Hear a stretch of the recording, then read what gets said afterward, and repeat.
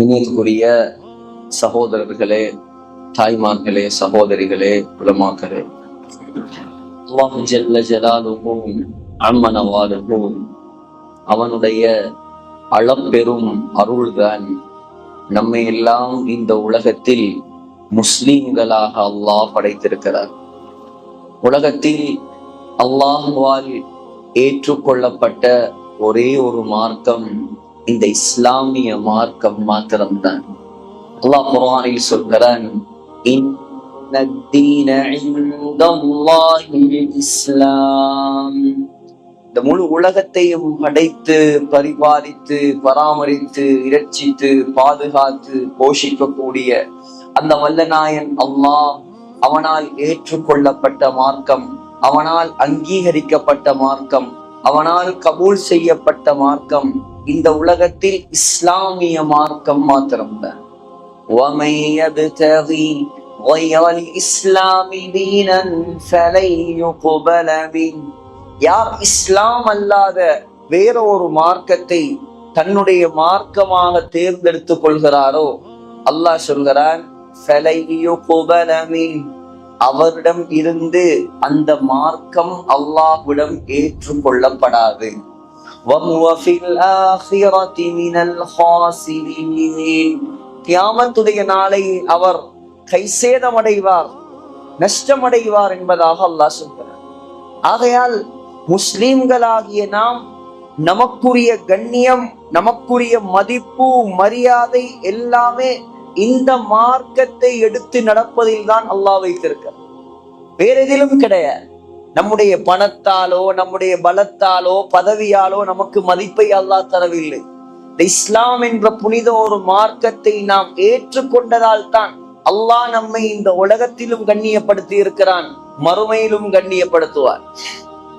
ஹிஜ்ரி 15ஆம் ஆண்டு ஹஜ்ரத் உமர் ரலியல்லாஹு அன்ஹுடைய ஆட்சி காலம். உலகமே, உலக வல்லரசுகளே உமர் என்ற பெயரை கேட்டால் பயந்து நடுங்கக்கூடிய காலம். ஹஜ்ரத் உமர் ரலியல்லாஹு அன்ஹுடைய பெயரை சொன்னால் அந்த காலத்து வல்லரசு இத்தாலி, அந்த காலத்து வல்லரசு ஈரான் எல்லாமே நடுங்கும். அப்படிப்பட்ட ஒரு பிரம்மாண்டமான விசாலமான ஆட்சி, 22 லட்சம் சதுர மைல் கிலோமீட்டரை இஸ்லாமிய சாம்ராஜ்யமாக மாற்றிய ஒரே தலைவர். எந்த ஒரு யுத்தத்துக்கும் தன்னுடைய வரலாற்றிலே, ஆட்சி வரலாற்றில் எந்த ஒரு யுத்தத்துக்கும் செல்லாமலே, யுத்த களத்துக்கு இறங்காமலே முழு உலக மக்களையும் கவர்ந்த ஒரு தலைவர். சகோதரர்களே, பலஸ்தீன் முஹம்மது ஸல்லல்லாஹு அலைஹி வஸல்லம் உடைய ஆட்சியில் பலஸ்தீன் ஸல்லல்லாஹு அலைஹி வஸல்லம் உயிரோடு இருந்த காலத்தில் முஸ்லிம்களின் கரத்தில் கிடைக்கவில்லை. அதற்கு பின்னால் அபூபக்கர் ரலியல்லாஹு அன்ஹு உடைய ஆட்சியில் பலஸ்தீன் முஸ்லிம்களுக்கு சொந்தமாக ஆகவில்லை. ஹஜ்ரத் உமர் ரலியல்லாஹு அன்ஹு உடைய ஆட்சியில் தான் அல்லாஹ் பலஸ்தீனை முஸ்லிம்களுடைய காலடியில் கொண்டு வந்து கூட்டினான். சகோதரர்களே, ஹஜ்ரத் உமர் ரலியல்லாஹு அன்ஹு அபூ உபைதா ரலியல்லாஹு அன்ஹுடைய தலைமையில் படையை அனுப்பி வைக்கிறார்கள் பலஸ்தீனுக்கு. பலஸ்தீனுடைய மஸ்ஜிதுல் அக்ஸாவுடைய பாதிரிகள், அந்த நேரம் கிறிஸ்தவர்களுடைய கையில் தான் பலஸ்தீன் இருந்தது, ஜெருசலம் இருந்தது. சொன்னார்கள், யுத்தம் எல்லாம் வேண்டாம், நாம் பலஸ்தீனை, ஜெருசலத்தை, மஸ்ஜிதுல் அக்ஸாவை உங்களுடைய கையில் ஒப்படைத்து விடுகிறோம். ஆனால் ஒரு நிபந்தனை, உங்களுடைய ஜனாதிபதியை வர சொல்லுங்கள்.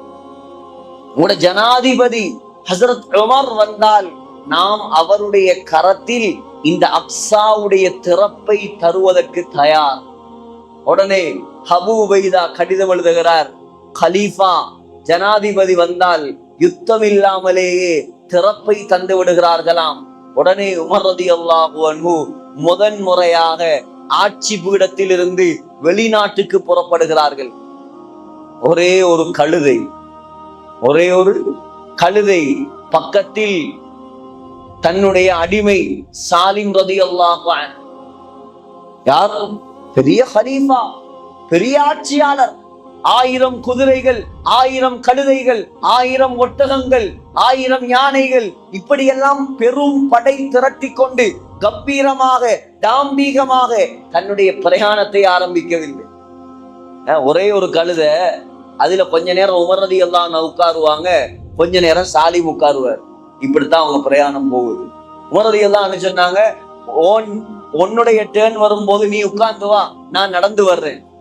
என்னுடைய டேர்ன் வரும்போது நான் உட்கார்ந்து வர்றேன், நீ நடந்து வா. அப்படியே போய்கிட்டு இருக்கு பயணம். எங்க இருந்து? மக்கால, மதீனால இருந்து ஜெருசலம் கிட்டத்தட்ட 2000 கிலோமீட்டர், 2000க்கு மேற்பட்ட கிலோமீட்டர் அப்படியே போறான். இப்ப பலஸ்தீன் கிட்டவாகுது, ஜெருசலம் கிட்டவாகுது, ஆட்சி பீடம் வரப்போகுது, துறப்பை எடுக்க வேண்டிய இடம் கிடைக்க போகுது. இப்ப அடிமை சொன்னார் சாலிம் ரலியல்லாஹு அன்ஹு, கலீஃபா ஜனாதிபதி, இப்பொழுது என்னுடைய டேர்ன். நான் கழுதையில உட்கார்ந்து வர வேண்டிய டேர்ன் இது. ஆனா நான் என்னுடைய டேர்ன உங்களுக்கு விட்டு தர்றேன், உங்களுக்கு விட்டு தர்றேன். நீங்க கழுதையில வாங்க, நான் நடந்து வர்றேன். ஏன்னா மக்கள் பார்ப்பாங்க, என்னடா கலீஃபா நடந்து வர்றாரு, அடிமை வாகனத்துல வர்றான், அது அவ்வளவு நல்லா இருக்காது. உமர் ரலியல்லாஹு அன்ஹு சொன்னாங்க, உன்னுடைய டேர்னா மரியாதையா நீ கழுதையில வா, நீ விட்டு தர வேண்டிய அவசியம் எல்லாம் இங்க கிடையாது. ஜனாதிபதி, ஆட்சி, அதிகாரம், பட்டம், பதவி இதெல்லாம் இங்க தேவையில்ல. உனக்குரிய உரிமையை நீ எடுத்துக்க, உன் உரிமை எனக்கு தேவையில்லை. அதுக்கு அங்கால எதுவும் பேச முடியல. அவர் வர்றார். இப்ப அபூ உபைதா ரலியல்லாஹு அன்ஹு பாக்குறாங்க, கலீஃபா நடந்து வர்றாரு, அடிமை வாகனத்துல வர்றாரு. கலீஃபாவுடைய ஆடை உடுப்பு என்ன, சில ஜனாதிபதிக்கு உடுக்குற மாதிரி 15 லட்சம் 30 லட்சம் எல்லாம் கோட் போடல சகோதரர்களே. ஒட்டு போடப்பட்ட ஆடை, ஒட்டு போடப்பட்ட ஆடை கிழிந்து நாமளே அப்படி உடுக்கிறது கிடையாது. நம்மள ஒரு சர்வசாதாரண மனுஷன் கூட, ஒரு வறுமையான ஏழை கூட இந்த காலத்துல கிழிந்து ஒட்டு போட்ட ஆடை உடுப்பதை நாங்கள் கண்டது கிடையாது. ஆனா கலீஃபா ஜனாதிபதி ஆடையில 12 ஓட்டை, 12 ஓட்டையிலையும் 12 பெச்சடிச்சிருக்கு. அப்படியே வர்றான். அபூ உபைதா ரலியல்லாஹு அன்ஹு சொன்னார், ஜெருசலத்துல, பலஸ்தீன்ல, இந்த பைத்துல் மக்திஸ்ல எல்லா பாதிரிமார்களும் உங்களிடம் திறப்பை தருவதற்காக தயாராக இருக்கிறார்கள், உங்களை வரவேற்பதற்காக காத்து கொண்டிருக்கிறாங்க. இந்த உடுப்பை கொஞ்சம் மாத்திக்கிட்டா நல்லா இருக்குமே, இந்த ட்ரெஸ் அவ்வளவு நல்லா இல்லையே, ஒரு கலீஃபாவுடைய ட்ரெஸ் மாதிரி இல்லையே, மாத்திக்கிட்டா நல்லா இருக்குமே. நாம என்ன, ஏன் உடுப்ப தரவா, ஏன் ட்ரெஸ் தரவா, நீங்க உங்க ட்ரெஸ் தாங்க. உமர் ரலியல்லாஹு அன்ஹு சொன்னாங்க, முறைச்சி பார்த்துட்டு சொன்னாங்க, அபூ உபைதா, இதை நீ இல்லாமல் வேற யாராவது சொல்லி இருந்தால் வாழ்க்கையில மறக்க முடியாத தண்டனை நான் தந்திருப்பேன். இன்னா குன்னா அதல்ல கௌமின் ஃபஅஸ்ஸன அல்லாஹு பில் இஸ்லாம். உமர் ரலியல்லாஹு அன்ஹு சொன்ன வசனம் முழு உலக முஸ்லிம்களும் தங்கத்தால் எழுதி தன்னுடைய நெற்றியில் வைத்து பாதுகாக்க வேண்டிய வசனம் அது. முஸ்லிம் எங்கெங்கயோ கண்ணியத்தை தேடுறான், எங்கெங்கயோ மதிப்பை தேடுறான், எங்கெங்கயோ மரியாதையை தேடுறான். உமர் ரலியல்லாஹு அன்ஹு சொன்னாங்க, அபூ உபைதா, நாங்கெல்லாம் கேவலமான மக்களாக இருந்தோம். முஸ்லிம் ஆண்களே, முஸ்லிம் பெண்களே, இதை நன்றாக விளங்கிக் கொள்ளுங்கள். யாருக்கு இஸ்லாம் இல்லையோ அவருக்கு எந்த கண்ணியமும் கிடையாது. நாம் எல்லாம் கேவலமானவர்களாக இருந்தோம். இஸ்லாம், அல்லாஹ் இஸ்லாத்தின் மூலமாக தான் எங்களை கண்ணியப்படுத்தினார். அல்லாஹ் எங்களுக்கு கண்ணியத்தை தந்தது இந்த இஸ்லாத்தின் மூலம். அபூ உபைதா, அபூ உபைதா, நன்றாக விளங்கிக் கொள். எப்பொழுது முஸ்லிம்கள்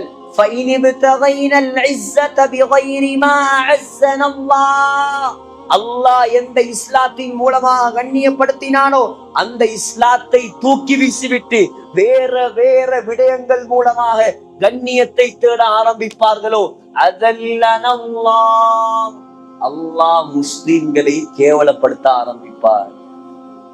கேவலப்படுறாங்களா இல்லையா? எங்க பார்த்தாலும் அடி, எங்க பார்த்தாலும் தாக்குதல், எங்க பார்த்தாலும் பிரச்சனை, எங்க பார்த்தாலும் கலவரம். ஏன்? முஸ்லிம்களுடைய உள்ளத்தில் இஸ்லாத்துடைய பெருமதி இல்லாமல் போய்விட்டது. முஸ்லிம்களே இஸ்லாத்தை எடுத்து நடக்க தகுதி இல்லாதவர்களாக மாறிவிட்டார்கள். ஆகையால் கண்ணியமானவர்களே, நம்முடைய கண்ணியம், மதிப்பு எல்லாம் அல்லாஹ் இந்த இஸ்லாத்தில் வைத்திருக்கிறார். ஆணாக இருக்கலாம், பெண்ணாக இருக்கலாம், அல்லாஹ் இந்த இஸ்லாத்தின் மூலமாக தான் எல்லா கட்டங்களிலும் நம்மை கண்ணியப்படுத்தி இருக்கிறார். பெண்களே, உங்களுக்கான விசேட அமர்வு இது. சிந்தித்து பாருங்கள்.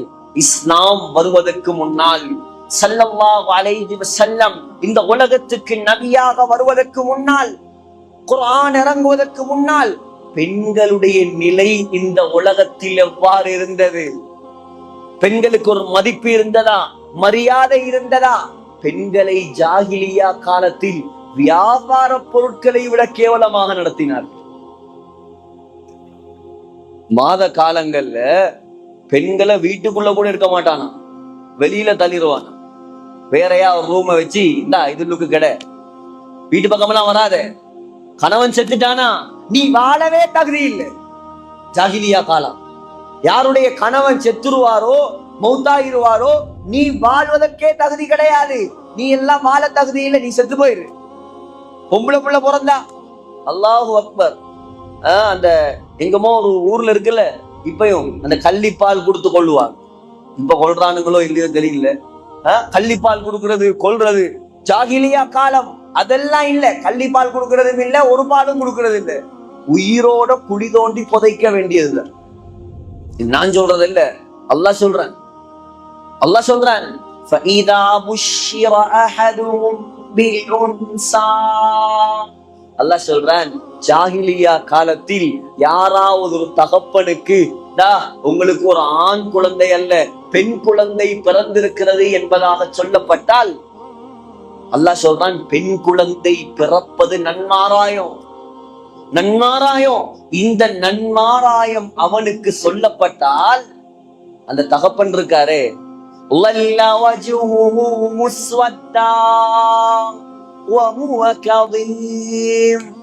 கோவத்தால அந்த தகப்பனுடைய முகம் கருப்பாக மாறிவிடும். அல்லாஹ் சொல்றேன். இப்ப உள்ள வாப்பாமாரு ஆம்பளை பிள்ளைகளை விட பெண் குழந்தைகளோட இரக்கமா இருக்கிறான். இப்ப உள்ள வாப்பாமாரோட ஆண் குழந்தைகளை விட பெண் குழந்தைகள் இரக்கமா இருக்கிறாங்க. ஏன்? அந்த பெண்ணோட அவ்வளவு மஹப்பத் எங்கிருந்து வந்தது? பெண்கள் விளங்க வேண்டும். இஸ்லாத்தின் மூலமாக அல்லாஹ் போட்ட மஹப்பத். உங்களை ஒரு படைப்பாகவே அவன் மதிக்கல, உங்களை ஒரு மனுஷனா கூட மதிக்கல. நீங்க உலகத்துல வாழ்றதுக்கே தகுதி இல்லை, இப்படித்தான் வச்சிருந்தான். உங்களுக்கு கண்ணியத்தை தந்தது இஸ்லாம். அந்த இஸ்லாத்தை ஒரு நாளும் கேவலப்படுத்திடாது. அந்த இஸ்லாத்துடைய சட்டங்களை ஒரு நாளும் மதிக்காமல் மிதித்து விடாதீர்கள். அந்த இஸ்லாத்துடைய சட்ட திட்டங்களை தலைக்கு மேல் வைத்து தாங்குங்கள். உங்களுக்கு உலகத்துல வாழும் தகுதியை தந்ததே இஸ்லாம் தான். அதை கல்வில் ஆழமாக பதிய வையுங்கள். பெண்களே, அல்லாஹ் சொல்றான், பொம்பளை புள்ள கிடைச்சிருக்கா, அப்படியே முகமெல்லாம் கருப்பா மாறி கோபத்தால துடிப்பானா, வீட்டை விட்டு வெளியே வர மாட்டான், சமூகத்துக்கு தலை காட்ட மாட்டானா. பொம்பளை புள்ள கிடைச்சிருக்கு, கேவலம் எனக்கு உண்டாயிட்டு. பொம்பளை புள்ள பிறந்த வாப்பா தலை காட்ட மாட்டாராம் சமூகத்துல, வீட்டுக்குள்ள ஒளிஞ்சிருப்பாரா. யோசிப்பானா, கேவலத்தோட இந்த புள்ளைய நான் வளர்க்கிறதா, அல்லது இந்த புள்ளைய உயிரோடு குழி தோண்டி புதைப்பதா? புனிதமான ஹராம், மஸ்ஜிதுல் ஹராம் உங்களுக்கு தெரியும். நாம இந்தியால செஞ்சிக்கோட்டையில ஹரத்துல தொழும் நன்மையை எடுக்க வேண்டும் என்றார். ஹரத்துல 2 ரக்காத் தொழுகிற நன்மை நமக்கு இந்தியால கிடைக்கணும்னா நாங்க 1 லட்சம் ரக்காத் இங்க தொழுவோம். இங்க 1 லட்சம் ரக்காத்து நாங்க தொழுதாதான் அங்க 2 ரக்காத் தொழுகிற நன்மை கிடைக்கும். செஞ்சியில சென்னையில ஒரு மரத்துடைய இலையை வெட்டினா பாவம் கிடைக்குமா? கிடைக்க. செஞ்சியில ஒரு புல்ல நாங்க வெட்டினா பாவம் கிடைக்குமா? கிடைக்காது. ஒரு மரத்தை வெட்டினா பாவம் கிடைக்குமா? கிடைக்காது. செஞ்சியில இருந்து மண் எடுத்துட்டு சென்னைக்கு போனா அல்லது விழுப்புரத்துக்கு போனா பாவம் கிடைக்குமா? கிடைக்காது. ஆனால் சகோதரர்களே, ஹரம் எந்த அளவுக்கு புனிதம் என்றால், ஹரத்துடைய எல்லையிலிருந்து மண்ணை எடுத்துக்கொண்டு வெளிநாட்டுக்கு செல்ல தேவையில்லை, ஹரத்துடைய எல்லைக்கு வெளியே கொண்டு செல்வது கூட அல்லாஹ் தடை செய்திருக்கு. மண்ணை கூட கொண்டு வர முடியாது, ஒரு இலைய கூட வெட்ட முடியாது, ஒரு புல்ல கூட பிக்க முடியாது, ஒரு புறாவை கூட அதட்ட முடியாது, வேட்டையாட முடியாது. எப்படி 1,00,000 நன்மையோ ஒரு மடங்கு, ஒரு நன்மைக்கு ஒரு மடங்கு 1,00,000 மடங்கோ, அதே போல பாவமும் பல மடங்கா கிடைக்கும். அப்படியான புனிதமான ஹரத்துல சகோதரர்களே, அந்த ஜாஹிலியா காலத்துல என்ன செஞ்சான் தெரியுமா? நான் ஹரத்தை சுத்தி 4-5 ஊர் இருக்கு. ஹரத்தை சுத்தி முதலாவது பிஸ்பலா, ஸ்ரீலங்கா இந்தியால இருந்தெல்லாம் போனா அங்கதான் தங்குவா. 2வது அஜியாது, அங்கால கஸ்ஸா, அங்கால சுபைக்கான்னு ஒரு ஊர் இருக்கு. 84ஆம் நம்பர் கேட், 84ஆம் நம்பர் கேட்டுக்கு பக்கத்துல அடையாளப்படுத்தி வைத்திருக்கிறாங்க வரலாற்று ஆசிரியர்கள். அல்லாஹு அலம். அந்த இடம்தான் ஜாஹிலியா காலத்தில் பெண் குழந்தைகளை உயிரோடு குழி தோண்டி புதைத்த இடம். எங்க? இந்தியால அல்ல, இலங்கையில அல்ல, ஹரம் ஷரீப். பிறந்தாச்சா சில ரிவாயத்துல வருது, பிறந்து அந்த அம்மா மறைச்சி வச்சு அந்த குழந்தை பெரியாள் ஆனதுக்கு பின்னால தகப்பனுக்கு இறக்கம் வருன்னு சொன்னாவா, தகப்பன் என்ன செஞ்சானா கொண்டு போய் பெரிய புள்ளையும் புதைச்சிட்டான். எந்த அளவுக்குண்டா, மண்ணை தோண்டி புதைக்கும் போது தகப்பனுடைய தாடியில் பட்ட மண்ணை அந்த பெண் குழந்தை தட்டி விடுகிறாள். அதையும் கூட பொருட்படுத்தாமல் குழந்தையை குழி தோண்டி புதைத்தார். அவ்வளோ கேவலப்படுத்தினாங்க பொம்பளையில, அவ்வளோ நாசமான படைப்பாக கருதினார்கள். உலகத்துல வாழையே தகுதி இல்லைண்டா. குர்ஆன் வந்தது, முஹம்மது ஸல்லல்லாஹு அலைஹி வஸல்லம் நபியாக வந்தார்கள், இஸ்லாம் வளர்ந்தது. பெண்களுக்குரிய கண்ணியம், பெண்களுக்குரிய மேன்மை, பெண்களுக்குரிய உரிமை, பெண்களுக்குரிய கடமை ஒவ்வொன்றாக ஸல்லல்லாஹு அலைஹி வஸல்லம் பெண் என்ற குலத்தை உயர்த்த ஆரம்பித்தார். பெண்களுடைய தரத்தை உயர்த்த ஆரம்பித்தார்கள். பெண்கள் கொல்லப்பட வேண்டியவர்கள் அல்ல.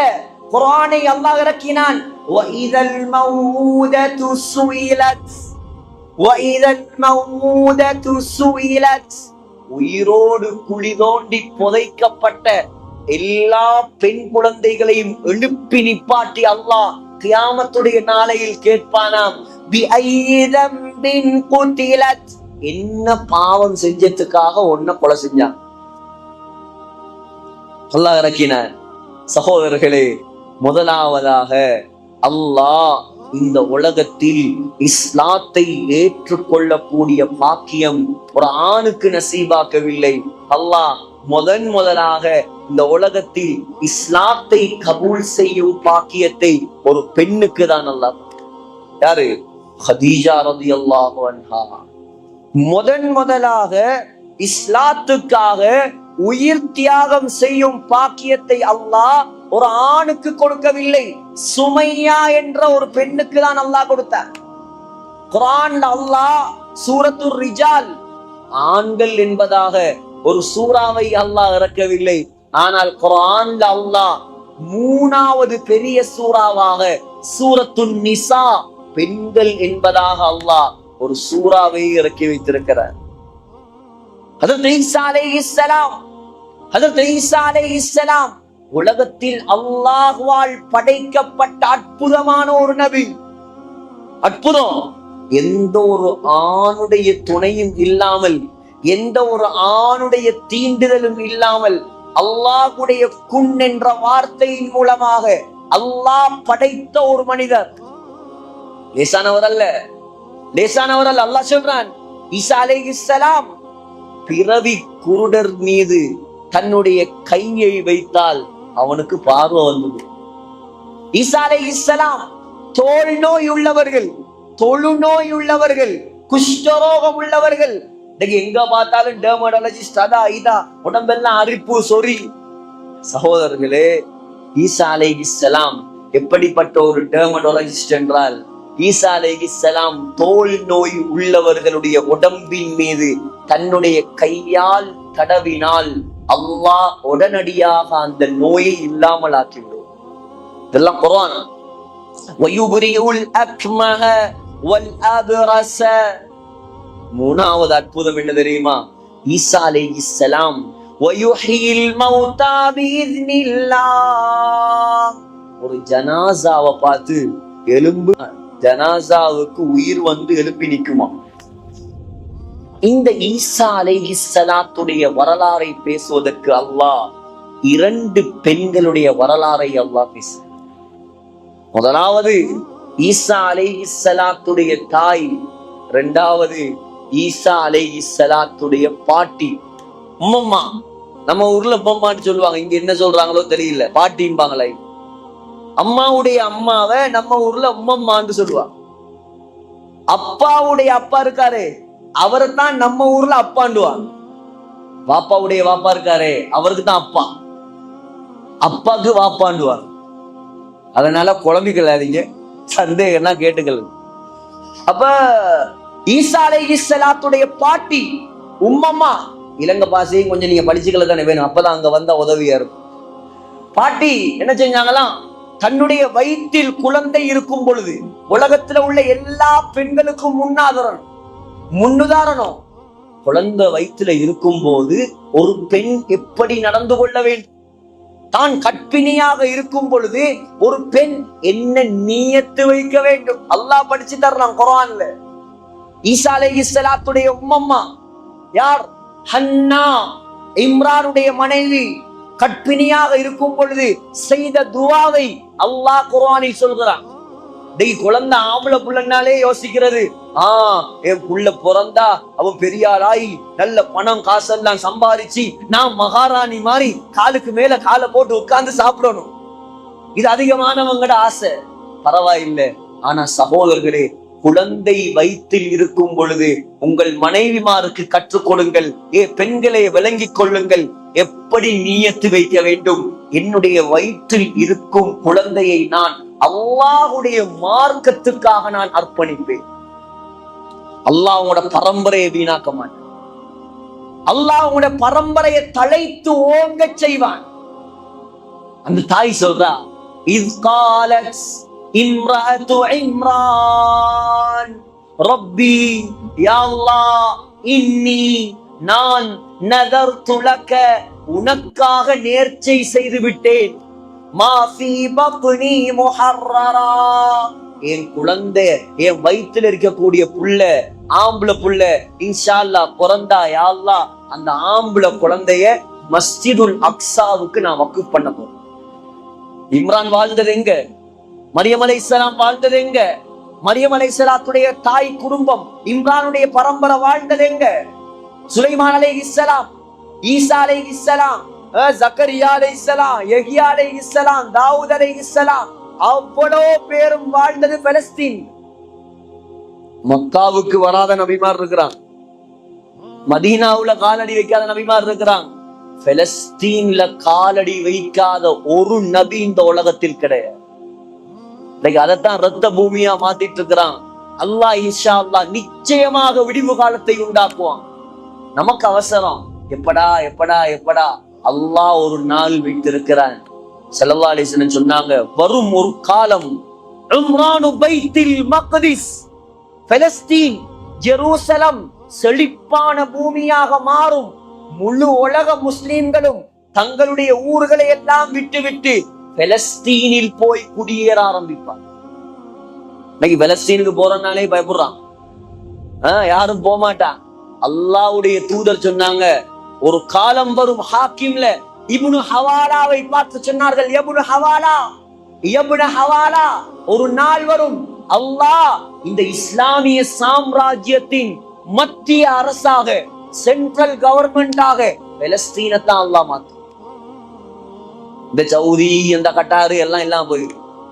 வருங்காலத்து இஸ்லாமிய பேரரசு, இஸ்லாமிய சாம்ராஜ்யம், இஸ்லாமிய குடியரசு பலஸ்தீன் உள்ளத்தில் குறித்து வைத்துக் கொள்ளுங்கள். ஆயாத்தோடு இருந்தா பாருங்க, அல்லாஹ்வுடைய தூதர் சொன்னது நடக்கும். சகோதரர்களே, அந்த பலஸ்தீன் மண்ணில இருந்து, அந்த ஜெருசலத்துல இருந்து, அக்ஸாவுடைய எல்லையில இருந்து அந்த தாய் துஆ செய்றா, யா அல்லாஹ் என் குழந்தைய இந்த புனிதமான முதலாவது கிப்லாவாகிய பைத்துல் மக்திஸுக்கு, மஸ்ஜிதுல் அக்ஸாவுக்கு ஹிதுமத்துக்காக நான் நேர்ந்து வச்சிட்டேன். யா அல்லாஹ் அவர் தீனுடைய பணி செய்யட்டும். தாய் நல்ல நியத்து வச்சா அல்லாஹ் நாட்டம் எப்படி தெரியுமா? ஆண் குழந்தை அல்ல, பெண் குழந்தை. இவன் நினைச்சா எனக்கு கிடைக்க போறது பெண் குழந்தை அல்ல, ஆண் குழந்தை. ஆனா அல்லாஹ்வுடைய நாட்டம் உனக்கு கிடைக்கிறது ஆண் குழந்தை அல்ல, பெண் குழந்தை. இப்ப புள்ள பிறந்துருச்சு. பிறந்தத்தோட பார்த்தா பெண் குழந்தை. என்ன பண்றது? பெண் குழந்தை, அதெல்லாம் சரி வராது, விட்டுட்டு வேலையை பார்ப்போம். அப்படி இல்லை. فلما وضعتها قالت رب إني وضعتها أنثى. யா அல்லாஹ், பொம்பளை புள்ள கிடைச்சிருக்குது, பரவாயில்ல. பொம்பளை புள்ளையா இருந்தாலும் வெச்ச நேர்ச்சையை நான் நிவர்த்தி செய்வேன். கொண்டு போயிட்டு புள்ளையை மஸ்ஜிதுல் அக்ஸால வச்சுட்டான். மஸ்ஜிதுல் அக்ஸாவில் வைக்கப்பட்ட பெண் குழந்தை முதலாவது என்ன செஞ்சா, அந்த பெண் குழந்தை பிறந்தவுடன் மரியம் அழகான பேர் வைத்தாள். தாயுடைய கடமை அல்லாஹ் சொல்லித்தாராம். புள்ள பெக்கிறது, வளர்க்கிறது, படிப்பை கொடுக்கறது மட்டும் இல்லைங்க. சில பெண்கள் நினைச்சிட்டு இருக்கிறாங்க, எப்படி தெரியுமா? நாங்க துணி துவைக்கிற மெஷின், சோறாக்குற ரைஸ் குக்கரு, குழந்தை வளர்க்கிற ஆயா, இப்படித்தான் எல்லாரும் நினைச்சிட்டு இருக்காங்க. ஆனா தாய் என்பது ஒரு தசாப்தத்தை உருவாக்கக்கூடியவர்.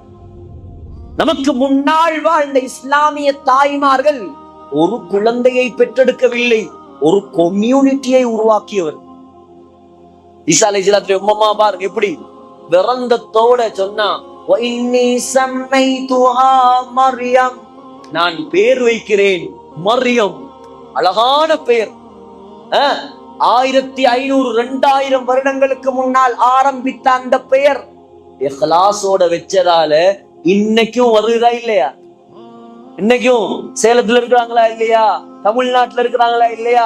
விழுப்புரத்துல இருக்கிறாங்களா இல்லையா? செஞ்சியில இருக்கிறாங்களா இல்லையா? முழு உலகத்திலையும் மரியம் இருக்கிறாங்க. முதலாவது அழகான பெயர். என்ன பெயர்? மரியம். இரண்டாவது குழந்தைக்காக துவா செய்தார்.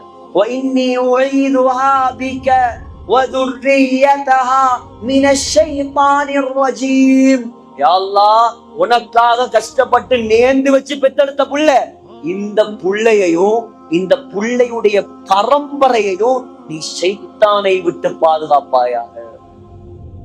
தீனோட வாழ்ந்தார், நல்ல நீயத்தில் குழந்தை பெற்றார், அழகான பெயர் வைத்தார், குழந்தைக்கு ஷைத்தானை விட்டும் பாதுகாப்பு கொடுத்தார், அல்லாஹ்வை பொறுப்பு சாட்டினார், கொண்டு போய் மஸ்ஜிதுல் அக்ஸாவில் விட்டார். அல்லாஹ் அந்த குழந்தையை வளர்ப்பதற்கு நியமித்தவர் யார் தெரியுமா? உலகத்தில் அல்லாஹ்வால் அனுப்பப்பட்ட உயர்ந்த நபி ஜக்கரியா அலைஹிஸ்ஸலாம். பாருங்க, ஜக்கரியா அலைஹிஸ்ஸலாம் வயது முதிர்ந்த நபி. முடியெல்லாம் வெள்ளையாயிருச்சு, மனைவி மலடாக மாறிவிட்டால், குழந்தை பெற்றுக்கொள்ற பாக்கியமே கிடையாது, ரொம்ப வயசு. சரி, இந்த பிள்ளையாவது வளர்த்துக்குவோமே அப்படின்னு வந்தான். இப்ப ஜக்கரியா அலைஹிஸ்ஸலாம் பொறுப்படுத்தாங்க. அவர்கள் தான் பொறுப்படுத்தார்கள், அவர்கள் தான் வளர்த்தார்கள். மரியம் அலைஹிஸ்ஸலாம் வளர்ந்தது எங்க தெரியுமா? மஸ்ஜிதுல் அக்ஸாவுடைய மூளையில அல்ல, மஸ்ஜிதுல் அக்ஸாவுடைய மெஹராபுல. மெஹராபு பள்ளிவாசலுடைய பிரதம பகுதி. அந்த மெஹராபுல தான், மஸ்ஜிதுல் அக்ஸாவுடைய மெஹராபுல தான் மரியம் அலைஹிஸ்ஸலாம் வளர்ந்து வர்றாங்க. வளர்ந்து வந்து இப்ப ஒரு கன்னியாக, குமரியாக மாறிட்டாங்க. பாருங்க அந்த தாயுடைய துவா எப்படி வேலை செய்து. இப்ப ஜக்கரியா அலைஹிஸ்ஸலாம் ஒரு நபி. ஒரு நாள் வர்றார். குல்லமா தഖல அலைஹா ஜக்கரியா المحراب وجد عندها رزقا.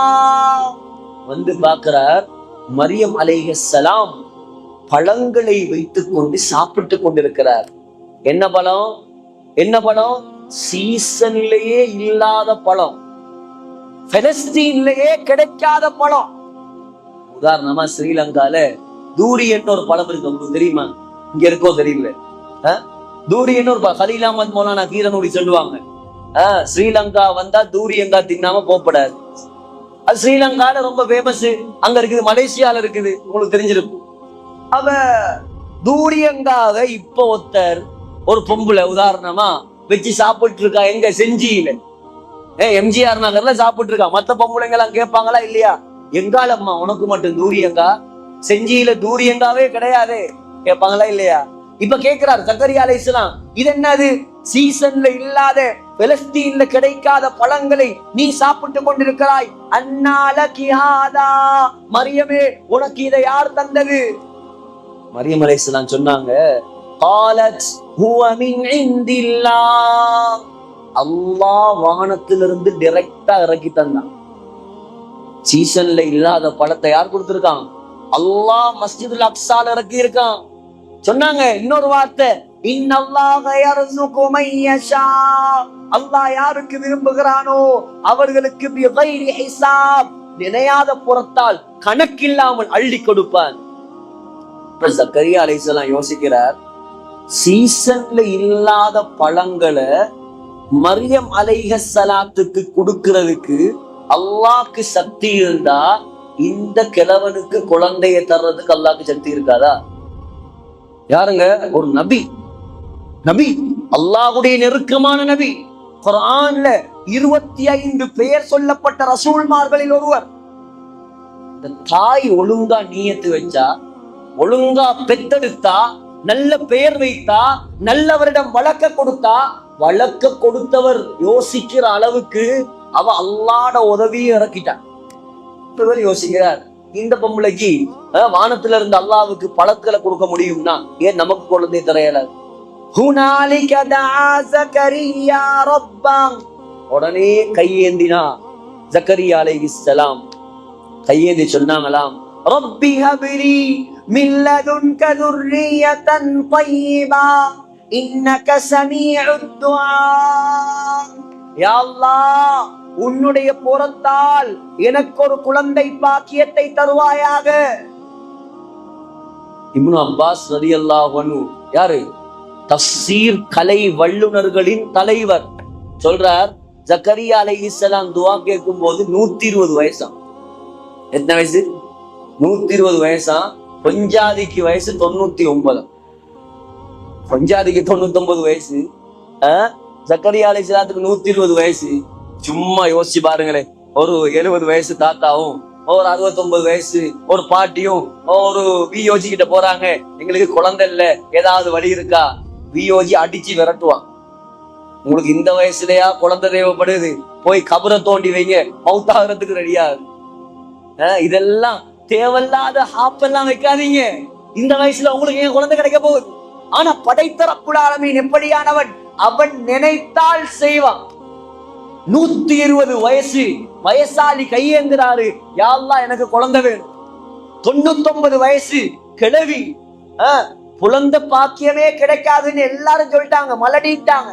அதையும் சொன்னார், யா அல்லாஹ் வம்ராத்தி ஆகிர், என் மனைவி மலடி.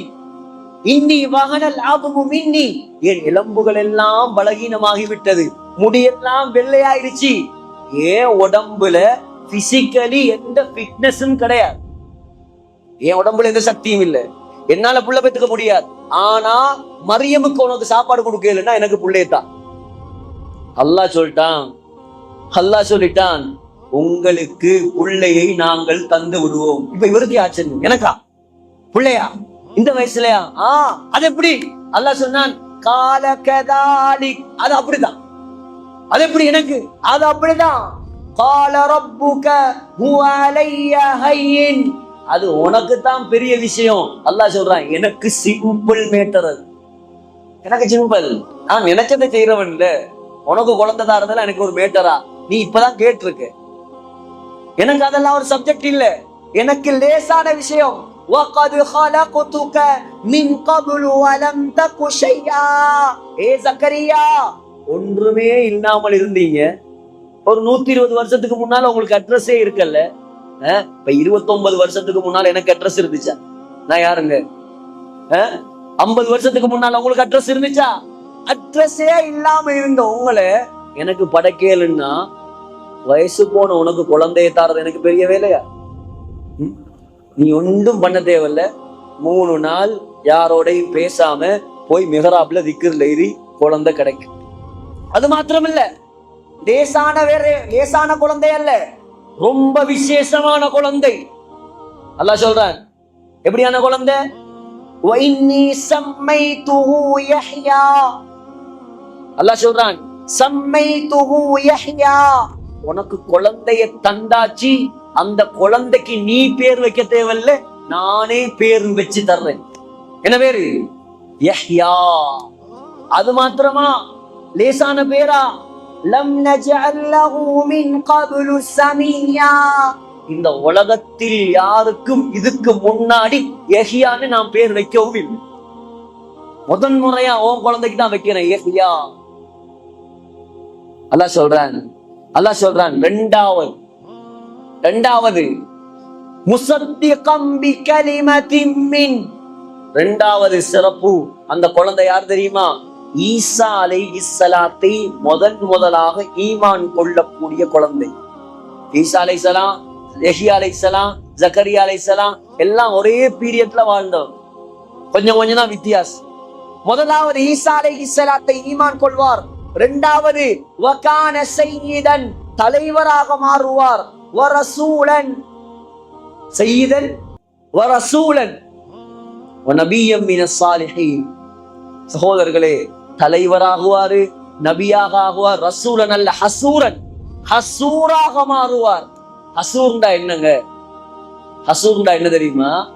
உலகத்துல அல்லாஹ் அனுப்பிய எல்லா நபிமார்களும் திருமணம் முடிச்சு புள்ள கூட்டி பெற்று தான் வாழ்ந்தார். ஆனா ரெண்டு நபிமார் திருமணம் முடிக்கல. யார்? ஒன்று யஹ்யா அலைஹிஸ்ஸலாம், இரண்டாவது ஈசா அலைஹிஸ்ஸலாம். ஈசா அலைஹிஸ்ஸலாம் இன்ஷா அல்லாஹ் இறங்குவாங்களா இல்லையா? உலகம் அழியும் போது, மஹ்தி அலைஹிஸ்ஸலாம் வரும்போது, வந்ததுக்கு பின்னாடி டமஸ்கஸ்ல இருக்கக்கூடிய வெள்ளை மினாரால ஈசா அலைஹிஸ்ஸலாம் இரண்டாவது வானத்திலிருந்து மலக்குமாருடைய இறக்கையில் தொங்கிக் கொண்டு இறங்குவாங்க. முழு உலகமும் அதை பார்ப்போம்.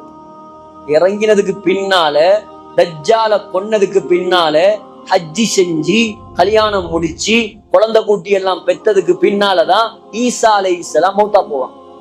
ஆனா யஹ்யா அலைஹிஸ்ஸலாம் திருமணம் முடிக்கல. அவர் ஹசூர். ஹசூருண்டா அல்லாஹ் அவரை எப்படி படைச்சிருந்தான்னா, உலமாக்கள் எழுதுறாங்க, ஒரு மலக்கை போல அல்லாஹ் படைத்திருந்தார். மலக்குக்கு என்ன இல்ல? திருமணம் தேவையா? பெண்ணாசை இருக்கா? பெண்ணுடைய ஆசை இல்லாமல், திருமணத்துடைய தேவை இல்லாமல் ஒரு மலக்கை போல அல்லாஹ் அவரை படைத்திருந்தார். யார துவாங்க? ஒரு பொம்பளை செஞ்ச துவா. ஒரு பொம்பளை அல்லாஹ் கிட்ட வச்ச நேர்ச்ச. அந்த பொம்பளைக்கு ஒரு புள்ள கிடைச்சி, அந்த புள்ளைக்கு வானத்திலிருந்து சாப்பாடு இறங்கி, அதை பார்த்த ஒரு நபி அல்லாஹ் கிட்ட துவா செஞ்சு, அந்த துவாவின் மூலமாக ஒரு தலைவர், ஒரு ஹசூரு, ஒரு முசத்திக்கு, இப்படிப்பட்ட கொள்கைகள் நிறைந்த ஒரு சங்கையான நபி அல்லாஹ் பரிசா கொடுத்த. பெண்கள் யோசிக்கணும், என்னத்த இப்படி வரலாறு படைத்தவர்கள் தான் உலகத்தில் நபிமார்களின் தாய்மார். ஒரு ஈசா அலைஹிஸ்ஸலாத்துடைய வரலாறுக்கு பின்னால எத்தனை வரலாறு இருக்குது பாத்தீங்களா? ஆகையால் பெண்களே, நீங்கள் எல்லாம் லேசானவர்கள் அல்ல. சமூகத்தின் கட்டமைப்பே நீங்கள் தான். பெண்கள் எல்லாம் எப்படி தெரியுமா? மரத்துடைய ரூட், மரத்துடைய வேரை போல மறைந்துதான் இருப்பாங்க. ஆனால் மறைந்து இருந்து குடும்பத்தை, வீட்டை, கணவனை, பிள்ளைகளை, குழந்தைகளை சமைத்து அல்லாஹ்வோடு நெருக்கமாக மாத்தி உறுதியாக்க மரத்துடைய வேர் எவ்வளோ நிலத்துல உறுதியாகுமோ அந்த அளவுக்கு மரம் செழிப்பாக வளர்ந்து அப்படியே விருட்சமாக மாறும். எப்ப மரத்துடைய வேறு என்னால நிலத்துக்கு கீழே எல்லாம் இருக்க முடியாது. ஏன்னா நீ மட்டும் வெளியில இருக்கிற, ஆம்பளைங்க மட்டும்தான் வெளியில சுத்துவீங்களா? ஆம்பளைங்க மட்டும்தான் எல்லா இடத்துக்கும் போவீங்களா? நாங்களும் வெளியில வர போறோம், நாங்களும் சுத்த போறோம், நாங்களும் டிக்டாக் பண்ண போறோம், நாங்களும் என்ன மூஞ்ச மூடிக்கிட்டு நாங்களும் பயம் பண்ண போறோம். நீங்க மட்டும் அஜல்த்து மட்டும் தான் பயம் பண்ணுவீங்களா? நாங்களும் மூஞ்ச மூடிக்கிட்டு நாங்களும் பேசுவோம். அப்படி செய்யாதீங்க, இப்படி செய்யாதீங்க. ஒரு மூஞ்ச மூடிக்கிட்டு மக்களை அல்லாஹ் பாதுகாக்கணும். யாருங்க அனுமதி தந்தது உங்களுக்கு? இதெல்லாம் இந்த காலத்துல ஒரு சர்வ சாதாரணமான கேவலமான விஷயம். TikTok, Facebook, Instagram. ஒரு காலம் இருந்துச்சு, மாப்பிள்ளைய கல்யாணம் பேசினா மாப்பிள்ளை பார்த்தா ஒரு பொம்பளை வாய் திறந்து பேச மாட்டான். புகாரியில ஒரு பாடமே இருக்குதுங்க. புகாரியில ஒரு பாடமே இருக்குது, பாபு இஸ்திதானில் பிக்ர். ஒரு கன்னி பெண்ணிடம் திருமண அனுமதி கேட்கிறது எப்படி? ஸல்லல்லாஹு சொன்னாங்க, இத்னுஹா சம்துஹா. அந்த பெண் வெட்கத்தால, ஆமா எனக்கு கல்யாணம் பண்ணி வைங்க, இவரை பிடிச்சிருக்கு அப்படி கூட சொல்ல மாட்டாளாம். அவள் அமைதியாக இருந்தாள் என்றால் அவளுக்கு இந்த திருமணம் பிடித்திருக்கிறது என்று அர்த்தம். நீங்கள் திருமணம் செய்து வைக்கலாம். இப்ப அப்படியா வந்து அது முன்னாடி உட்கார்ந்துகிட்டு, எனக்கு வர்ற மாப்பிள்ள மாசம் 2 லட்சம் சம்பளம் இருக்கணும், அவர்கிட்ட ஒரு BMW கார் இருக்கணும், அவருக்கு சென்னையில கடை இருக்கணும், விழுப்புரத்துல அவருக்கு காணி இருக்கணும், நிலம் இருக்கணும், இந்த கண்டிஷன் எல்லாம் இருந்தா தான் ஹைட் இத்தனை இருக்கணும், வெயிட் இத்தனை இருக்கணும், கண் இப்படி இருக்கணும், காது இருக்கணும், என்னென்ன எல்லாம் சொல்றா. முன்னேற்றமான காலம், முன்னேற்றமான காலமாம், சமூகம் சீரழிந்த காலம். ஆகையால் பெண்களே, உங்களோட வாழ்க்கையை தடம் புரண்டு விடாதீர்கள், உங்களோட தடத்தை மாற்றி விடாதீர்கள். உங்களுடைய முன்னோர்களை பாருங்கள், நபிமார்களுடைய மனைவிமாரை பாருங்கள், ஆசியா ரலியல்லாஹு அன்ஹாவை பாருங்கள், அன்னை ஃபாத்திமாவை பாருங்கள், அம்மா ஆயிஷாவை பாருங்க. ஆயிஷா அம்மா முஸ்னத் அஹ்மதுல வருது. சுப்ஹானல்லாஹ், நீங்க யார வரலாறு படிக்க தேவையில்லை, ஆயிஷா ரலியல்லாஹு அன்ஹாவுடைய வரலாறையும் ஃபாத்திமா நாயகியுடைய வரலாறை படிச்சா போதும், உங்களுக்கு முழு முன்மாதிரியையும் அல்லாஹ் வைத்திருக்க. எவ்வளவு அமைஞ்சி, எவ்வளவு சமைஞ்சி, எவ்வளவு பக்குவமா பேணுதலா உலகத்துல வாழ்ந்தாங்கண்டா ஆயிஷா ரலியல்லாஹு அன்ஹா. அவங்களோட வீட்டுக்குள்ளதானே நம்முடைய அருமை நாயகம் ஸல்லல்லாஹு அலைஹி வஸல்லம் அடக்கம் செய்யப்பட்டிருக்கிறாங்க. இப்ப சொல்றாங்க, என் மாப்பிள்ளை என் வீட்டுக்குள்ள இருந்தார், அவர் இருந்த நேரம் எல்லாம் ஒரு மாப்பிள்ளைக்கு முன்னால எப்படி இருக்கணுமோ அத போல நான் இருந்தேன். ஒரு மாப்பிள்ளைக்கு முன்னால ஒரு பொம்பளை எப்படி இருக்கலாம்? எப்படி வேணும்னாலும் இருக்கலாம், எந்த தடையும் கிடையாது. மேக்கப் பண்ணிக்கலாம், வேண்டிய ஆடை உடுத்துக்கலாம், எப்படி வேணாலும் இருக்கலாம்.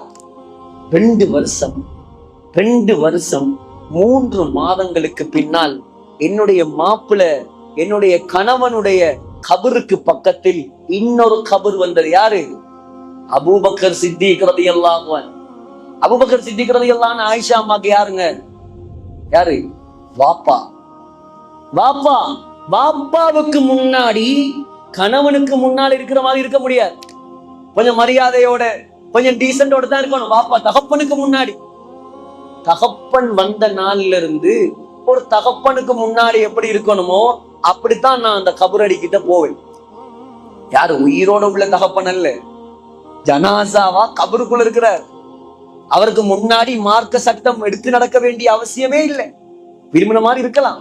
தனி இருக்கிற பெண்ணு 10 வருடங்களுக்கு பின்னால் அபூபக்கர் ரலியல்லாஹு அன்ஹு அடக்கம் செய்யப்பட்டு 10 வருடங்களுக்கு பின்னால் அதுக்கு பக்கத்தில் இடம் கேட்டார். யாருங்க? உமர் ரலியல்லாஹு அன்ஹு. ஆயிஷா அம்மா விட்டு கொடுத்த இடம் தானே அது. உலகத்தின் சொர்க்கத்தை விட்டு கொடுத்தார். இன்னைக்கு கூட பிறந்த அண்ணன், தம்பி, அக்கா, தங்கச்சி வருஷமா சண்டை. என்ன? ஒரு இஞ்சி, ஒரு அடி நிலம், இதுக்காக கோட்டா ஏறான் இறங்குறான். கூட பிறந்த அண்ணனுக்கு, தம்பிக்கு, அக்காக்கு, தங்கச்சிக்கு விட்டு கொடுக்கறதுக்கு மனசு. ஆயிஷா அம்மா எத்தனை கோடி கொடுத்தாலும் பொறுமா. சொர்க்கம் சொன்னாங்களே, சொர்க்கம் இது, உலகத்துடைய சொர்க்கம் இது, ரௌதா. அங்க ஆயிஷா ரலியல்லாஹு அன்ஹா தனக்காக வைத்திருந்த இடத்தை விட்டு கொடுத்தாங்க. உமர் கேட்கிறாரா, என்ன விட அந்த இடத்துக்கு உமர் தகுதிதான், அவரை கொண்டு அடக்குங்க, நான் வீட்டை விட்டு வெளியே போறேன். வெளியே போயிட்டான், அடக்கியாச்சு. சொல்றாங்க, என்னைக்கு உமர் என்னுடைய வீட்டுக்குள் வந்தாரோ அன்றிலிருந்து முஸ்னத் அஹ்மதில் வருகிறது, மா தகல்துஹு இல்லா வ அன மஷ்ரூதத்துன் பிஸ்யாபி. என்னை முழுமையாக மறைத்து ஃபேஸ் கவர் பண்ணாமல் நான் ஒரு நாளும் அந்த கபரடிக்கு போனது கிடையாது. யாருங்க? கபர்ல இருக்கிற அந்நிய ஆடுக்கு முன்னாடி தன்னை முழுமையாக மறைத்து கொண்ட தாய்.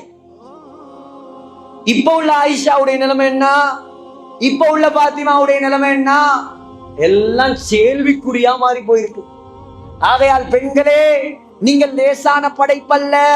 பெண்களே உங்களோட கடமை உடுப்பு கழுவுறதும் சோறாக்குறதும் துணி துவைக்கிறதும் மட்டுமல்ல, அதெல்லாம் மேலதிகமான விஷயம்.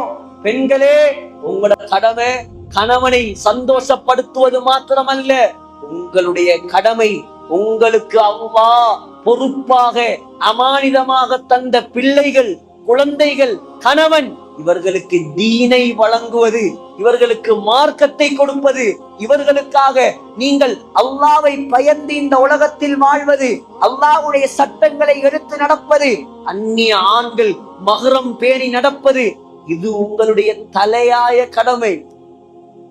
அல்லாஹ் நாளைக்கு கேட்க மாட்டான், மாப்பிள்ளைக்கு சோறாக்கி கொடுத்தியா, உடுப்பு கழுவி கொடுத்தியா? இதெல்லாம் மேலதிகமான விஷயம். அல்லாஹ் முதலாவது கேட்க போறான், தீனை பத்தி கேட்க போறான், தொழுகைய பத்தி கேட்க போறான். உங்களோட போன்கள் கொஞ்சம் சிந்திங்க. நாங்க நாளைக்கு மௌத்தா போனா இந்த போன், அல்லாஹு அக்பர், ஒரு காலம் மகரிபுக்கு பின்னால தாய்மார்களுடைய சத்தம் வீடுகள்ல குர்ஆன் ஓதுற சத்தம் கேட்கும். இப்ப என்னன்னா சைத்தானுக்கு முன்னாடி போய் குந்திருக்காங்க. 7 மணிக்கு ஒரு சைத்தான், 7:30 ஒரு சைத்தான், 8:30 ஒரு சைத்தான், 9 மணிக்கு ஒரு சைத்தான். அதுல ஒரு சைத்தான்ல காட்டுவான் மாமியாவும் மருமகளும் சண்டை பிடிப்பது எப்படி. அடுத்த சைத்தான்ல காட்டுவான் மருமகளை திட்டம் போட்டு கொலை செய்வது எப்படி. 3வது சைத்தான்ல காட்டுவான் கணவனையும் தாயையும் பிரிப்பது எப்படி. அதை பார்த்துட்டு இது அது மாதிரி இங்க நடக்கும், அது மாதிரி நடக்கும். நடக்குதா இல்லையா? முழு சமூகம், இலங்கையில உள்ள, இந்தியால உள்ள முஸ்லிம் சமுதாயம் கெட்டு குட்டிச்சோராகி நாசமா போறதுக்கு அடிப்படை காரணம் இந்த சின்ன திரையும் பெரிய திரை. இதை யாரும் மறுக்க முடியாது. ஏரியா ஆஃப் வெல்கரிட்டி, அசிங்கத்துடைய கேவலத்துடைய ஏரியா இந்த சினிமா, இந்த சின்ன திரை. அவள் பணத்துக்காக காசுக்காக மேக்கப் பண்ணிட்டு நடிக்கிற நடிப்பெல்லாம் இவள் நிஜத்துல ரியல்ல செய்ய பார்க்கல. வேடிக்கையா சொல்லுவாங்க, அவங்க அசரத் ஒண்ணுதான், மாமியா மருமக சண்டை முத்தி போய் என்ன செஞ்சிட்டாங்களாம், கடைசியா மருமகன் மகன் மாப்பிள்ள கணவன் வீட்டுல இல்லாத நேரத்துல அந்த பொண்ணு அப்படியே ஒரு உலக்கையை எடுத்து மாமியாட கழுத்துல குத்தி, இப்ப மாமியா சக்கராத், உலக்கையால மாமியாவுடைய கழுத்து நசிச்சிட்டான். நசிச்சதோட மாமியாக்கு சக்கராத்து இப்ப கிளவி இழுத்துக்கிட்டு இருக்குது. இப்ப கணவன் வர்றான், வந்ததோட இந்த பொம்பளை ஓன்னு அழுகுதான், ஹலோ மாமியா விழுந்துட்டாங்களே, அம்மா விழுந்துட்டாங்களே, இப்படி ஆயிடுச்சே, அம்மா கடைசி நிலைமையில இருக்கிறாங்களே, இப்படி எல்லாம் ஆயிடுச்சே, ஐயோ ஐயோன்னு ஒரு நடிப்பா அந்த பொம்பளை போட்டுருச்சு. நல்லா ஆக்டிங். இப்ப இவனுக்கு கொஞ்சம் அவளோ இவனுக்கு மூளை பத்தாது. அப்படியா அப்படியா அங்க போகல. இந்த தாய் சக்கராத்துல இருந்த அந்த பொம்பளை அந்த கிழவி என்ன செஞ்சிச்சான், சாவுறதுக்கு முன்னாடி இவளை போட்டு கொடுத்துட்டு தான் சாவும். என்னால பேசத்தானே முடியாது. அந்த கிழவி என்ன செஞ்சான், கைய நீட்டி சொல்லிச்சான், உலகே காட்டிச்சான், உலகே காட்டிச்சான். அடுத்தது கழுத்தை காட்டிச்சான், அடுத்தது அந்த மருமகளை காட்டிச்சான். அப்பயும் இவனுக்கு படல, இவனுக்கு புரியல, என்ன சொல்றாங்க புரியல. இவன் கேட்டானா மனைவி கிட்ட, எங்க அம்மா என்ன சொல்லுது, கடைசியா ஏதோ சொல்லுது, என்ன உலக்கைய காட்டுது, கழுத்தை காட்டுது, அப்புறம் உன்னை காட்டுது, என்ன உங்களுக்கு இது கூட புரியலையா? நான் மௌத்தாக போறேன், கடைசியா உலக்க மாதிரி நிக்காம என் கழுத்துல இருக்கிற செயின் எடுத்து மருமகள் கலையில போடு, நான் சாவறதுக்கு முன்னாடி அதையாலும் செயின்டிச்சான். எப்படி? அத போல இன்னைக்கு என்னத்தை சொல்ல வரேன்னா, இந்த சினிமாக்களால சீரியாக்களால குடும்பமே குட்டிச்சோரா போய் நாசமா போயிடுச்சு. குழந்தைகளை பக்கத்துல வச்சுக்கிட்டு ஆன்னு வாயை பொழந்துகிட்டு பாக்குறது, அந்த குழந்தை எப்படிங்க உருப்படும்? அல்லாஹ்வையும் ரசூலையும் அல்லாஹ்வுடைய தூதருடைய வரலாறுகளையும் படித்து கொடுக்க வேண்டிய காலத்துல சினிமாவையும் சீரியலையும் காட்டினீங்கன்னா, நீங்க போய் மகரிபுக்கு பின்னால நீங்க சீரியல் டிவிக்கு முன்னால உட்கார்ந்தா அந்த குழந்தை என்ன செய்யும், அவன் ரூமுக்குள்ள போயிட்டு பேஸ்புக் பார்க்க ஆரம்பிச்சு, யூடியூப் பார்க்க ஆரம்பிச்சிருவான். அப்புறம் அவன் போன்ல நமக்கு தெரியாததெல்லாம் நமக்கு சொல்லி தர ஆரம்பிப்பான். ஆகையால் இதெல்லாம் லேசான விஷயம் அல்ல. சமூகத்தை அல்லாஹ்வை விட்டும் தூரமாக கூடிய ஆக முக்கியமான கருவிதான் இந்த டிவி, இந்த டிஷ் ஆண்டனா, இந்த போனு எல்லாம் அல்லாஹ்வுக்கு தூரமாக்குறது. அவசியமா பாவீங்க, அளவா பாவீங்க. அதான் கலித் அஹ்மத் கீரனூரி ரஹ்மத்துல்லாஹி அலைஹி திண்டுக்கல் யூசுஃபியாவுடைய முதல்வர் போனை காட்டி கேட்டாங்களாம், ஸ்மார்ட் போன் இத என்ன, இதுக்கு என்ன சொல்றது? சொன்னாங்களாம் அவசியமான சைத்தான். எப்படி? அவசியமான சைத்தான் தான், அதுல எந்த சந்தேகமும் இல்லை. ஆனா இது வச்சிருக்காம இருக்கவும் முடியாது, அது இல்லாம இருக்கவும் முடியல. தேவைதான், கால் பண்ணணும் தேவை இருக்குது, எல்லாருக்கும் அதுல தேவை இருக்குது. ஆனா நம்முடைய வாழ்க்கை 24 மணி நேரம் அதுல இல்லை. நம்முடைய வாழ்க்கை வேறு. நம்ம எவ்வளவு குர்ஆனை படிக்கணும். நம்முடைய முன்னோர்களை பாருங்க, ஆயிஷா நாயகிய பாருங்க, 2000க்கு மேற்பட்ட ஹதீஸ். ஆயிஷா ரலியல்லாஹு அன்ஹா இல்லைன்னா இன்றைக்கு இஸ்லாத்துல குடும்ப வாழ்க்கையுடைய சட்டமே. பெண்களுக்கு தன்னுடைய சொந்த சுத்த விஷயங்கள் சம்பந்தமான சட்டங்களே இப்ப தெரியாது.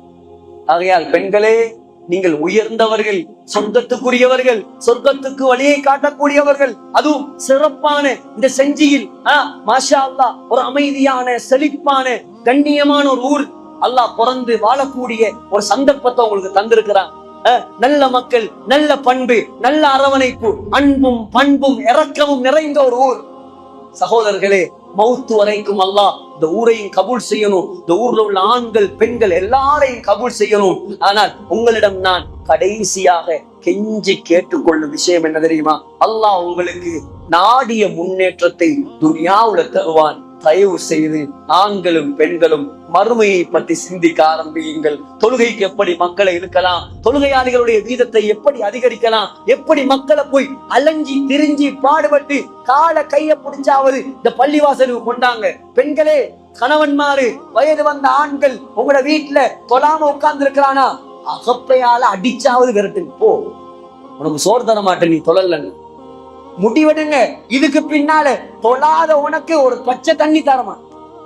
தொழு, அல்லாஹ் வணங்கு, வீட்டுல தருத்திரியத்தை உண்டாக்காது, கெட்ட நண்பர்களோட சேராது, கெட்ட விஷயங்களை பார்க்காது, போதை கடுமையானவங்களோட தொடர்பா இருக்காது.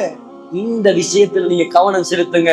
ஒரு 4-5 வருஷத்துல பாருங்க, தொழுகை வீதம் கூட கூட போதை ஒளிந்து போக போக வாலிபர்களுடைய ட்ரக்குகள் மாற மாற, குறிப்பா வாலிபர்கள் எல்லாரையும் கட்டி கொண்டாந்தாவது ஒரு ப்ரோக்ராம் செய்யும். இருக்கிற வாலிபர்கள் எல்லாரையும் இழுத்து கொண்டாந்து பள்ளிவாசல்ல கட்டி வச்சாவது அவனுக்கு ஒரு சில விஷயங்கள் சொல்லணும். ஏன்னா வாலிபர்கள் முழுமையா டார்கெட் பண்றாங்க. எப்படி பள்ளியை விட்டு தூரமாக்கலாம், எப்படி குர்ஆனை விட்டு தூரமாக்கலாம். ஆகையால் பெண்களே, ஆண்களே, அல்லாஹ் நம் அனைவரையும் பொருந்திக் கொள்ளணும். இன்ஷா அல்லாஹ் நீயத்து வைங்க. உங்களோட குழந்தைகள்ல ஒரு 4 பிள்ளையா 3 பிள்ளையா ஒண்டையா ஹாபிஸாக்குங்க, ஆலிமாக்குங்க.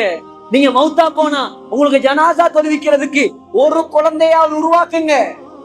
உங்களுக்கு என்ன சொத்து செல்வம் இருந்தும், செஞ்சியில 100 ஏக்கர் இருந்தாலும் 1 ஏக்கர் கூட உங்க கபருக்கு வராது. உங்க வீட்டுல 1000 பவுன் தங்கம் இருந்தாலும் 1 கிராம் தங்கம் கூட உங்க கபருக்கு வராது. நீங்க உலகத்துல அல்லாவுக்காக என்னென்ன நல்லவர்கள் செய்றீங்களோ, என்னென்ன சதக்கா ஜாரியாக்கள் செய்றீங்களோ, அது மாத்திரம்தான் உங்க கபருக்கு வரும். இதை ஞாபகம் வைத்துக் கொள்ளுங்கள். நம்முடைய வாழ்க்கையை மாற்றுவோம், அல்லாஹ்வோடு நெருங்குவோம். எல்லாம் வல்ல அல்லாஹ் மனிதனுடைய பாவங்களை மன்னிப்பானா.